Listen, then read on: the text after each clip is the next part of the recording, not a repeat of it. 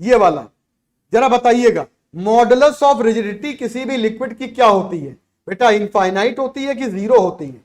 किसी भी लिक्विड की रिजिडिटी का मॉडुलस जो होता है वो क्या होता है बेटा, किसी भी लिक्विड के लिए जीरो होता है, लिक्विड के लिए मॉडुलस ऑफ रिजिडिटी जीरो होता है। आइए थोड़ा सा आते हैं सेक्शन पे, हम लोग क्वेश्चन के सेक्शन पे आते हैं बच्चों।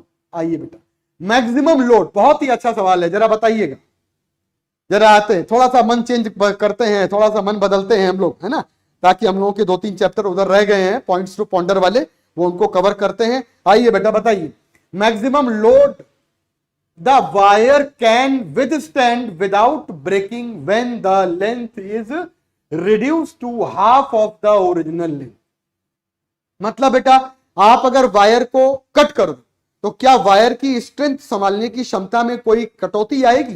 क्या वायर कभी आपका ब्रेकिंग फोर्स जो होता है उसको बदलेगा? हमें पता है कि ब्रेकिंग फोर्स जो होता है बच्चों, यहां पे ब्रेकिंग फोर्स जो होता है, याद रखिएगा, दैट इज ब्रेकिंग फोर्स जो होता है ये ब्रेकिंग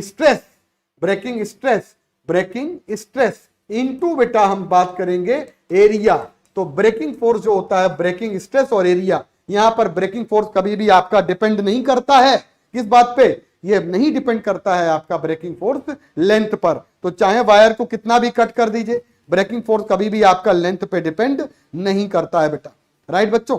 अच्छा बेटा एक बात बताइएगा, क्वेश्चन नंबर अगला वाला जो हमारा है, टेम्परेचर जो वायर का डबल कर दिया जाता है तो यंग्स मॉडुलस जो है वो हमारा हमेशा कम हो जाएगा। अगर वायर का टेम्परेचर हम डबल कर देंगे तो यंग्स मॉडुलस आपका कम हो जाएगा। अगले वाले मैं सब पढ़ा चुका हूं, सारे एनसीईआरटी के पॉइंट है। ये जरा बताओ, ऐसे दिया गया है कॉपर का वायर,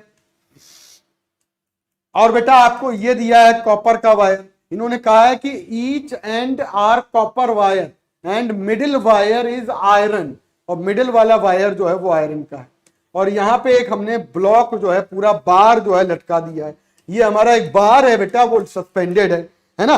देखते हैं बच्चों, ये बार हमारा जो है सस्पेंडेड है, मास दिया है M, और कहते हैं supported symmetrically by the 3 wire, है ना। इसका मतलब बताइए, इन्होंने बोला है ratio of the diameters each if each to have the same tension, अगर इसका टेंशन सेम, इसका टेंशन सेम, इसका टेंशन सेम, तो बच्चों डायामीटर का रेशियो निकालना है। आपको पता है क्या होता है, यंग्स मॉडुलस का फॉर्मूला होता है force upon area change in length original length, force upon pi diameter by 2 का स्क्वायर, और चेंज इन लेंथ नीचे ऊपर, डायामीटर इधर और इसको इधर। बेटा कुछ मत समझो, केवल एक लाइन ध्यान रखो, कोई मतलब नहीं कितने भी तार लगा दिए जाएं, ये आपका यंग्स मॉडुलस है और ये आपका डायामीटर है, और रिलेशन आ गया इनवर्स। आप इसको ऐसे लिख सकते हैं और बेटा आप इसको ऐसे लिख सकते हैं √y। कोई ऑप्शन है आपका? डायामीटर किसका निकालना है? कॉपर का। डायामीटर किसका निकालना है? आयरन का। तो कितना हो जाएगा हमारे पास? √, उल्टा कर दो, y copper y iron, y copper y iron. उल्टा तो नहीं पूछा गया, पहले आयरन दिया है कि पहले कॉपर दिया है?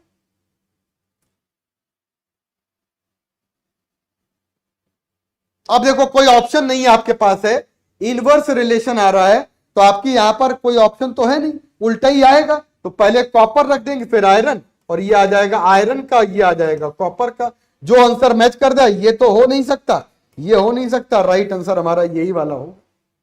बोलो बच्चों, है ना, है ना। अब पहले कॉपर दिया है लेकिन कोई ऑप्शन है तो नहीं, कोई ऑप्शन है भी नहीं, इसलिए आपके दिमाग में केवल यही बात आनी चाहिए। और ऐसे सवाल कभी कभी नीट में भी आ जाते हैं, तो कोई दिक्कत नहीं है। 4 ऑप्शन में कोई कंफ्यूजन क्यों हो रहा है, हमारा आंसर तो आ रहा है। ठीक है, चलिए बेटा आगे आ जाते। बहुत ही बढ़िया क्वेश्चन है आपका, रेक्टेंगुलर फ्रेम। अब देखो यहां पर टेंशन लग रहा है T, और इसका बेटा ये वाला कंपोनेंट, इसका ये वाला अगर ये एंगल थीटा है तो ये वाला हो जाएगा टेंशन का कंपोनेंट T साइन थीटा, और ये वाला हो जाएगा T कॉस थीटा। यही चीज यहां पर है, तो ये आ जाएगा T साइन थीटा, और ये वाला आ जाएगा T कॉस थीटा। बच्चों एक बात समझ लीजिएगा कि हम लोगों ने रेक्टेंगुलर ब्लॉक जो दिया है, इसको हमने डोरियों से लटकाया है।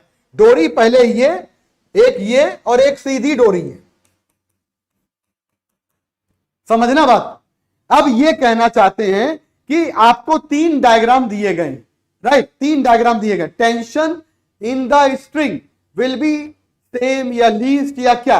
अब आपको टेंशन निकालना है, तो हमें पता है कि ब्लॉक का पूरा वेट सहन करने के लिए, बैलेंस करने के लिए ये टी साइन थीटा और टी साइन थीटा हमारे पास फॉर्मूला आएगा 2t साइन थीटा, रिजॉल्व कर दिया और 2t sine theta equal to mg आएगा।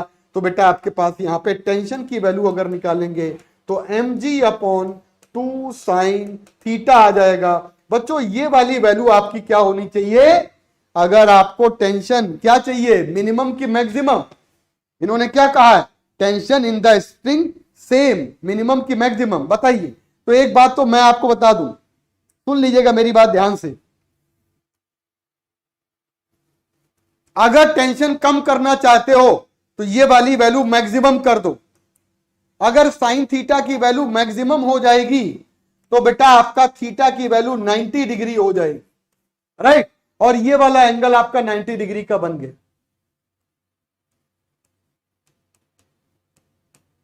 90 डिग्री का वैल्यू बन गया। इसका मतलब है कि आपको टेंशन सबसे कम मिलेगा इस वाले डायग्राम में, यानी कि आपका ये वाला आंसर है बिल्कुल सही। इसमें आपका टेंशन जो है बेटा सबसे कम मिलेगा। मुझे लगता है कि आप लोगों को कोई दिक्कत नहीं होगी, क्योंकि टेंशन में डोरी के टेंशन को, कंपोनेंट को, रेक्टेंगुलर कंपोनेंट को रिजॉल्व करने के बाद हमने जब रिजल्ट पाया तो 2t साइन थीटा बराबर mg आया। तो टेंशन कम करने के लिए साइन थीटा को ज्यादा, और साइन थीटा ज्यादा का मतलब है कि हमारा एंगल कौन सा वाला, ये वाला एंगल, ये 90 डिग्री कब आएगा, जब ये वाले टेंशन ऐसे जाए, राइट। तो पहला ये वाला हमारा सही आंसर आ जाएगा। मेरे बच्चों अगले सवाल पे आ जाइए। Cylinder is filled with the viscous oil and round pebbles, छोटी छोटी गोलियां ऊपर से डाली जाती हैं और वो इनिशियल वेलोसिटी से डाल दी जाती हैं। तो हमें पता है ग्रेविटी की वजह से पहले एक्सेलरेट करेंगी, वेलोसिटी बढ़ेगी, और बाद में बेटा आपका देखो देखो देखो देखो बच्चों, ये पहले वेलोसिटी बढ़ेगी, फिर टर्मिनल वेलोसिटी सेट हो जाती है, और टाइम के साथ आपकी ये टर्मिनल वेलोसिटी जो होती है, टर्मिनल वेलोसिटी का formula 2/9 r square rho minus sigma, और ये आ जाएगा बेटा अपॉन ईटा जी कह देते हैं। This is the formula for terminal velocity of, very good बेटा, बहुत अच्छे।